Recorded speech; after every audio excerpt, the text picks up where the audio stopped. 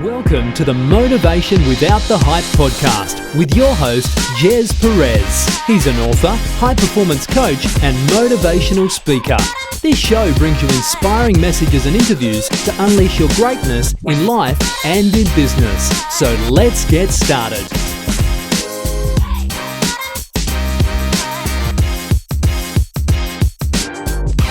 Hi everyone, welcome to Motivation Without the Hype podcast show. My name is Gez Perez, a former procrastinator into an action taker.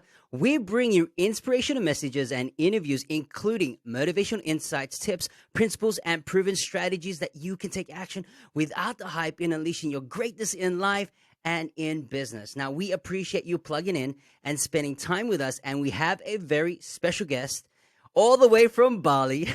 I'm really grateful to have her on our show. Now, her name is Sara, and she's a brand coach, a designer that helps coaches and course creators craft magnetic, tribe-building brands through scroll-stopping storytelling and design. Take note, right? Stop scrolling. This is amazing. Now, she is a specialist that delivers purpose-driven creativity, right? She also combines her skills as a graphic designer, marketer, and award-winning communications. Now, when Sara isn't helping clients, she creates binge-worthy brands. She's traveling around the world. She left home in January of 2020 for an around-the-world trip, but 3 months in and 3 countries later, the world came to a stop. Now, she's decided to stay put and pursue her dreams of becoming a digital nomad and is currently living the best life in Bali in Indonesia. So, guys, let's all give it up and welcome, Sara. Wow, what an introduction. That was incredible. I'm like, yes, this girl's amazing. Yeah. Felt this great. is amazing. She sounds cool. Now, I'm really grateful to have you on the show. And by the way, how's Bali? You know, it's been a bit of an adjustment. I was living in Thailand for a year and a half. That's where I was when kind of COVID happened and, really got settled in there. So it's been a bit of an adjustment coming in during lockdown, but getting to adventure and kind of, go for a walk on the beach or go for a hike to a waterfall is always a great way to spend some time off. How amazing is that? You step out and there you go, the beach. Well, others are just stuck in an apartment or a house and all they see is just bushes or trees, right? Yeah, exactly. It's that nice little bonus, I work a lot, so Yeah. It's just my time off and my free time is spent doing, things in nature, which is always nice. Oh, awesome. You deserve it. So, Sara, to those who don't know you yet, tell us about yourself and what you do. Yeah, so as that great introduction mentioned, I am a brand coach and I help solopreneurs like coaches and course creators really craft that magnetic tribe building brand. So I do graphic design, but there's so much more that goes into building a brand. So I go really deep on the strategy part first. So I help my clients get super clear on what matters to them and why, who their ideal clients are, what the competition looks like, and how we can use all of that great stuff to position them as the go-to choice, amplify their personality, and get that foundation set. So then we can do that extra magic touch of translating that all into design so they have the visuals to match. So they're not feeling like they're wearing someone else's clothes trying to fit into something. They're really fully themselves in their business. Wow. Now, I love, and I checked you out, and one of the things that you said on your website is help create a brand that will last. And you've mentioned, through that conversation alone, you've mentioned a couple of steps about being magnetic, attracting. And I like how you mentioned that going deeper into the strategy. It's not a template where you just whip it up and boom, there you go. You actually dig deeper and actually understand the client, which I find that really amazing, which is phenomenal. So, Sara, tell us, how did you get started as a brand coach? So I was doing graphic design work in kind of my traditional 9-to-5 jobs back home. I lived in Boston for about 5.5 years. So my first job out of college, I was kind of thrown into being the marketing department for a construction company and started learning graphic design, getting more familiar with branding. And over the course of that time, I really fell in love with all of the design work I got to do. And the more I learned, the more I was like, branding is so interesting. It's so impactful. It's such a value-based piece of graphic design. And it's based in, like I talk about, purpose-driven creativity. It's not just creating for the sake of creating. It's creating with a purpose and to elevate someone's business. So I really enjoyed that aspect. So I just started getting really dialed in, learning as much as I could. And so when I went to last year in January, when I decided to quit my job and just go on this, around the world trip, I was like, you know what, I'll do some graphic design work here and there, maybe, so I don't go through all of my savings. But again, COVID hits, 3 countries in, 3 months in, and I'm like, do I go home? Do I stay? And I decided to stay, and I realized that digital nomad lifestyle was exactly what I wanted. So I went all in on my love of graphic design, my interest in branding, and just continued to learn and really figure out the best way I could deliver value to other solopreneurs. And that was through becoming a brand coach. Wow. Now, you mentioned just moments ago amplifying someone's personality. How do you do that when it comes to branding? How do you really amplify someone's personality, that their personality may not be, extrovert, introvert? So there are different types of personalities, but how do you amplify that actually resonates with their branding? So there's actually a psychology-based system. People might have heard of the 12 archetypes, and you actually use that system to first get clear on not only who you are and the personality you want to be bringing, but also the personality of your ideal clients, because you want to be finding something that's gonna match up. So you want to be amplifying who you are, but also communicating to your ideal clients and tapping in to aspects of their personality that's going to resonate with you. So it's about finding the right match. So it's not just a matter of being like, I'm fun and crazy and that's who I am. It's I'm fun and crazy and I'm also like really direct. And that's going to really tap into other people that are very direct. And then I can amplify my fun, crazy side to bring them in a little bit more. So it's not just being like, this is who I am. It's getting super dialed in to not only who you are, but who your ideal client is, so you can make sure those two personalities are meshing. That is powerful. Some people tend to think that branding is just branding, but there's no purpose-driven branding, which I love about it, because people, you don't just whip a logo and that's it, right? Ooh, I start my business. But there's so much emphasis in terms of who you want to attract ideally. And that's the reason why people have challenges in attracting certain clients into their business, is because they haven't tackled the psychology part when it comes to the archetypes of branding, which, man, that's just mind blowing. Guys, if you're listening to this, really take notes, because we're really going to dig deeper about branding, and Sara is the guru about this. So, Sara, everyone has a different perspective of what branding is. Is there a difference between branding and personal branding? So no. Okay, I'm gonna go in on this and say please. no. Okay, So tell I us. think it's still the same principles. I think the only really difference as far as building a personal brand is where your competitors come in, is most likely they're going to be potential collaborators. And that's what's the cool thing about building a personal brand, is that it's less about competition and more about building connection and finding people that, maybe are doing something similar, but in a slightly different way. And how can you collaborate with them? How can you build off of each other's audience and build something together? So I think that's what's actually really cool about building a personal brand as a solopreneur, is it's Wow, less that's about epic. competition and more about collaboration.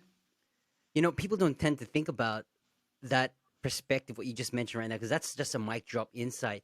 Because a lot of people don't tend to think about collaboration. And you're right, collaboration extends your influences, collaboration trumps competition, and you grow faster and expand your networks when it comes to collaboration. And I love personal brand. This is amazing. So why don't people really focus on their own personal branding? Is there certain mental blocks, or is there certain thing that they don't believe in their brand? From your experience when you coach clients? Yeah, so I think sometimes people can get that block with personal branding if they feel uncomfortable with putting themselves out there, or thinking that they have to start dancing on TikTok or Reels to make an impact. But think of all the people that don't resonate with that. And the whole thing with branding is you want to not be for everyone. You want to be for a certain person, and you want to continue to call them in. So it's okay if you don't like dancing on TikTok. It's okay if that's not your style, if like being loud and bold and swearing isn't for you. Not everyone's resonating with that person. People are going to resonate with you. You just have to make sure you've done the strategy work to figure out where you fit in and how you can, again, amplify who you are to fit with who your ideal client is. Wow. That's a lot of nuggets in terms of that wisdom, because we don't tend to focus on that to serve. And if there's someone right now that's listening, uh, when I first started coaching, I wore multiple hats, not until I actually identify who my niche market is. For someone who's kind of like stuck at the moment, that is wearing multiple hats and serving multiple clients or multiple niches, how do you help someone to really narrow it down? Is there a certain strategy, or is there a certain exercise that you go through a client? What's that step like, going through that process with you? Yeah, so I have three different methods that people can use and figure out which one is best for them. So, one is thinking about your ideal client as your past self. So, who were you maybe 5 to 7 years ago before you knew what you know now? What does that person look like? What does their life look like? What are their struggles? What are their pain points? And really build things out from there. That's one way to look at it. Another way to look at it is talking to your current clients and thinking of who is your favorite person to work with and why. So is it because they are a super ambitious person? Is it because they are, super creative and you love working with someone that's more creative? So think of it that way. And then the third method is just thinking big and going small. So what's the biggest possible group you can think of that you're interested in working on? And then start slowly adding like little qualifiers. So if it's solopreneurs that's been in business for maybe 5 years, that are ambitious, that are into creativity, that are service providers. So you can really start to just kind of start really big and figure out what that big bucket is, and then start to narrow down. So those are three different methods that I find are super helpful for people to kind of figure out what's going to be the best avenue for them. Yeah, and that's really important, because even going out into the marketplace, you're really going to do your homework. Because that's going to give you a lot more confidence, right? When you know that you've done your homework, you've done the psychology part, you've got the purpose driven creativity. Now, the next step is, we talked about, amplifying, your personality, but how do you draw that? And this is your sweet spot. How do you draw that magnetic, branding that you talk about in everything that you do in your services, building a tribe, but people that are actually drawn to you? Can you explain just a bit further about, how do you build those steps into building a magnetic tribe? Because that's gonna help you in your business when you build a solidified tribe or a group or community that really resonates with your branding. Yeah, so I think the secret ingredient is talking about your clients, putting them as the center of the things you're doing, the way you're talking about things, and what drives you, right? Because if you're only talking about yourself, you're only going to get so far. And I think that is, back to that personal brand piece. That's when you get more into the territory of influencer versus building a personal brand with a business. Because if you're just putting yourself out there and talking about yourself, and like, you can kind of get a little more of just that more influencer side. But when you really focus on who your ideal client is and putting them as the hero of the story and placing yourself as the guide, I always say you're Glinda, not Dorothy. You're Yoda, not, Luke. So keep that in mind in everything you're creating, even in all of your messaging, in even your vision and mission. How can you infuse that so it's more focused on who you're serving and how you're helping people versus like, I want to make X amount and like go live on a beach? Like that can be kind of, your background goal, but what is that real vision and mission you want to be sharing with people, and how can you put your client at the center of it? That's a lot of distinction. That's like, yeah, that's a shift in terms of what people perceive about branding and, influencers and how that approach is taken. But building that magnetic tribe is a different type of thing. So you talk about them being the hero. How do you build that connection and really, you know, encourage to have people, be part of that story, to say, you know what, because sometimes you're talking about them. How do you participate in actually allowing them to flourish so they can be involved and really get connected to you instead of being me, me, me? It's all about you. Yeah, so one of my favorite tools for this is actually taking the time to write your brand story. And this is literally it's a 7-part story. You literally take the time to write it out, but it follows the classic hero's journey. but places, again, your ideal client as the hero and you're the guide. So the more you can get clear on what that experience is for people. So what does their current world look like before they've met you? What does their life look like? What are their struggles? What is their current pain points? What is their journey to finding you? How does that make them feel when they find you? What was that unique difference you brought that made them decide to choose you over someone else? What is that transformation you provided to them? So what are those emotions that they got out of it? What is that state like when they're finished with you? And then what does that new world look like? How do they feel now that they've accomplished this transformation?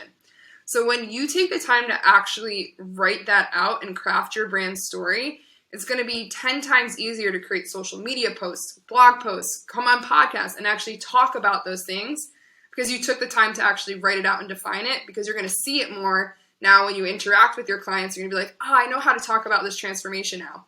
I know how to share this in my Instagram story or on an Instagram live. And you're going to know the right questions to ask to pull out those answers from people. I'm actually speechless. This is amazing. Sometimes people tend to put a lot of complexity about what branding is, but what you've done just in this segment alone is chunk it down into really easier and simplified steps that people can actually do. Is there a reason why people don't take the time or even the care to look into their branding, and why we must look into our branding not tomorrow but right now? Yeah, one of my people always ask, when should I consider branding? And my answer back is do you have a business? It's time to start thinking about branding.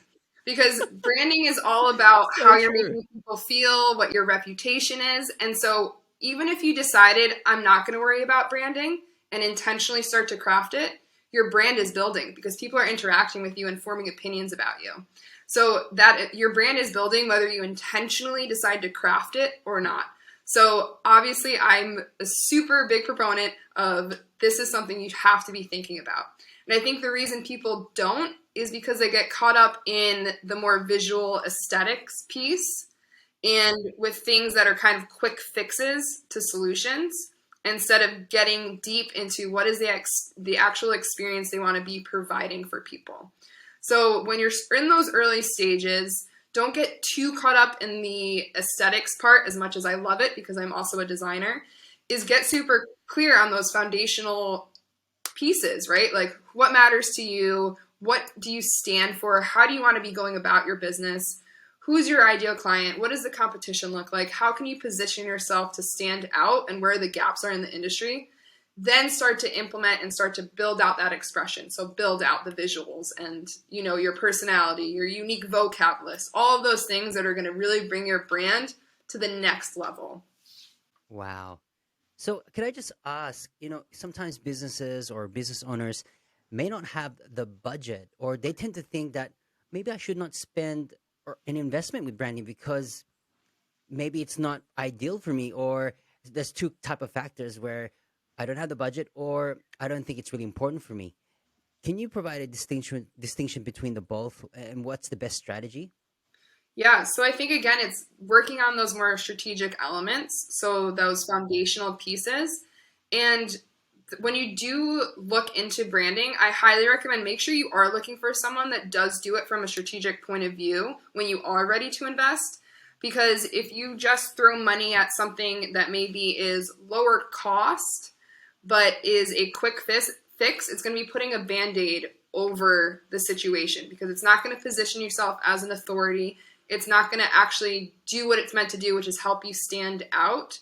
And you're also going to find yourself frustrated going back and forth with the designer, because if you're not clear on those foundational pieces, you may have an idea of what you want something to look like, but when you see it, it's always going to feel like it's off.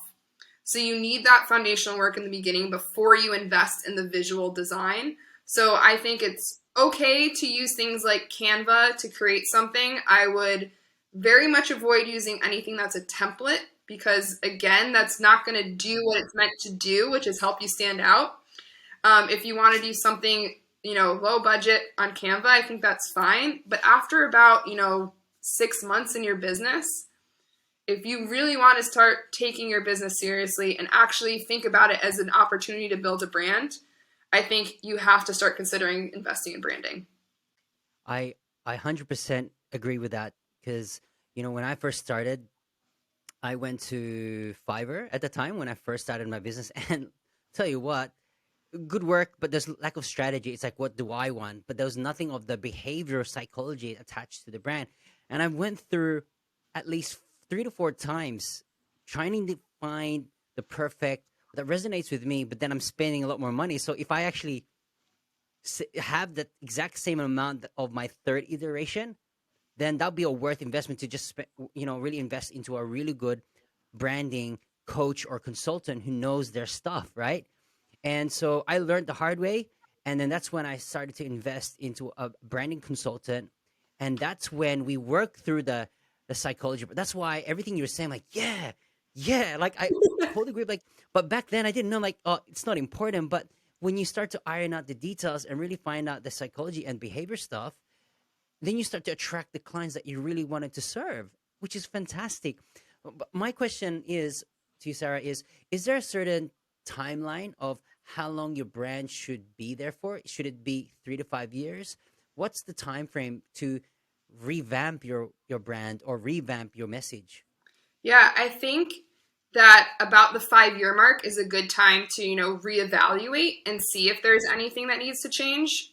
There may not be. You may be still on track. You may be still, having the correct messaging that's identifying and connecting with your audience, and it's just growing with them. But I'd say about 5 years in. But if you're feeling like every couple months you're like, I need to change, then again, I think it's because you haven't done that foundational work.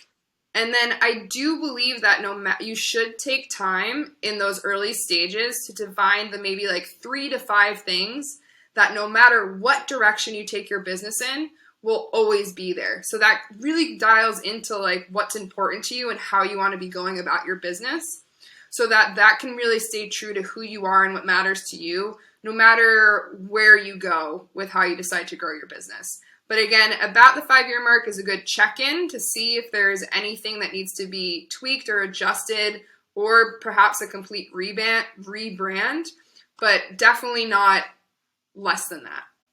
Yeah. I know everyone's on different stages of their business, whether it's the startup phase, whether they're still running the business and they're kind of like being there for quite some time now. Is there a gauge or where they need to look at their branding? Sometimes it may not be their logo, it could be their messaging. There's so many facets about branding, and it's not just a one-stop shop. But in terms of what you do, in terms of the magnetic messages, do you attach products, promotions, and things like that attached to the brand? Because I know it's just not a logo. There's more to that. Is there something that we should be aware of improving our branding? Yeah, so again, I really think you have to start with those foundational pieces, right? So getting clear on what matters to you and why, and who your ideal client is, so that you can craft the right messaging. So that is the stuff you need to be working on in the early stages, is your messaging and making sure that that's resonating with your ideal audience and what they're struggling with, what their pain points are, so you can really start to build that connection. And I also think getting clear again on those values and finding ways to really bring them to life. So don't just say you care about, celebrating. What are the ways you can actually bring celebrating into your customer journey? What are the ways that you can really talk about those things and celebrate your customers? Because again, anything you can do to not just say, but actually do, that's how you're going to build a magnetic brand, is by actually doing what you've set out in your strategy and have talked about what you're going to do. And that's really the key ingredient, is to find ways to actually implement the things you say you care about. So, well, again, amazing. I'm speechless again because there's so many truth around what you're saying about branding. Someone that's listening right now, again, may either be in a different stage, probably a couple of mental blocks here and there. But if they want to engage with you and say, look, yep, I'm ready to take it to the next level, what's that step for them that they need to do their homework to getting connected with you, or even start thinking about a discovery where, okay, this is where I am. What should I do now so I can elevate, and then there can be synergy between a client and yourself to really propel it to the next level? Because your role and what you do is crucial in any business, because it's the armor that goes to the world and says, hey, this is who I am, this is what I represent. And pretty much that's your brand identity. What is the thing that they need to prepare for to getting in touch with someone like yourself? Yeah, so I think the truth is, in most instances, they have everything already up in their head. That's what I found with all the clients I work with. They have the answers. My job is to facilitate and help pull it out because I have a whole little bag of questions that I just keep pulling out and poking and know the right ones to ask to get out the right information. So again, if you have a business, if you know what your offering is, if you know who you're trying to serve, we can dig into that deeper and we'll do that as we facilitate. But I genuinely feel that most business owners have the answers. They just need someone to facilitate and help pull it out and ask the right questions to go a bit further. But if you're looking for a practical exercise, my favorite thing and what I actually have all of my clients do during our branding process is to actually write their business obituary. So this is a super morbid sounding activity, but it's actually super enlightening. And every time a client does this, they are so much more excited about their business and like ready to dive in and like make it all happen. So it just asks you, like you ask yourself, okay, 25 years from now, I decide to close down my business. What does the news say? What are people saying about it? Who did I impact? How many assets did I have left over? Is there anyone taking my place in the industry? All of these important questions to help you see that big picture vision for your business. And it's going to pull out again, like who you're trying to work with. What is the impact you want to have? Who are the people you want to like be collaborating with? All of those great questions are going to come through when you do that exercise. That's epic. This is cool. Guys, you are listening to this and watching this video podcast. There's so many nuggets in this segment. I'm telling you right now, if you rewind, there's like gazillion of it. And it's all about really discovering and going back. I would say go back to your first love, go back to where it all started and go back to why and say, hey, you're existing because of X, Y, and Z. But how do I elevate now in terms of branding? Because not many people I know, even for myself, like experiencing with different coaches and different clients, that's not something they think about. They'll think about, okay, what's the results and outcome? I want to make money, but don't realize that, hey, people come to you because they come to you, not just the product. And if you get that sorted out in terms of your branding, then you're one step ahead of the game, which I love about this segment. So, Sara, thank you so much for really empowering us, inspiring us, really to really think differently. Now, I ask this to every guest on this podcast show. What is your meaning of motivation without the hype? And how do you use motivation for your personal success? Oh, I love this question. It's so great. And I feel like it just ties into everything we just talked about with branding Absolutely. and knowing what matters to you.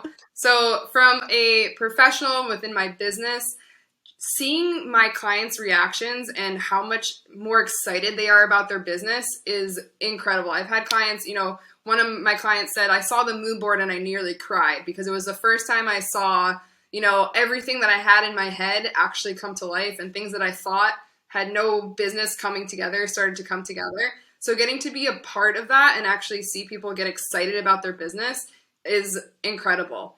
From a more personal perspective, the motivation is getting to live this kind of digital nomad lifestyle, getting to, hop around the world when COVID isn't such a pain in the butt. But yeah, it's just getting to live this lifestyle that I had always dreamed for myself, and now I get to make it a reality. Wow. Virtual high fives here and there. That's amazing. Yeah. So thank you so much, Sara. Like, you know what? It's just amazing. You're such a delight. Light to the soul as well, which is amazing. And thank you so much for adding value to this community. And now, guys, for more information, how you want to get in touch with Sara, look, all the links are provided on the show notes. If you do want to get a discovery call and really dig deeper, I suggest get in touch with her, not tomorrow, not even next week, but as you listen to this and watch this right now, get in touch with her because it's going to really add value into your life. If you're hearing and you feel that you're getting resonated with what she's been saying in terms of the whole entire episode, please, I encourage you to get connected with her and follow her as well. So, yeah, really excited. So if this episode, yeah, absolutely. Now, if this episode has been helpful and uplifting, we would love for you to write a review to inspire more listeners to get plugged in. We will continue to provide high value content in each and every episode. Now, if you don't mind sharing this podcast show on social media by inviting others, it would mean the world to me. Every time you tag me, we will get the opportunity to share those posts, and together, I say it again, together, we can make a difference in the lives of others through inspiration episodes just like this. So there you have it. In closing, continue to unleash your greatness and tell yourself that I can, I will, and I must, and we'll see you on the next episode.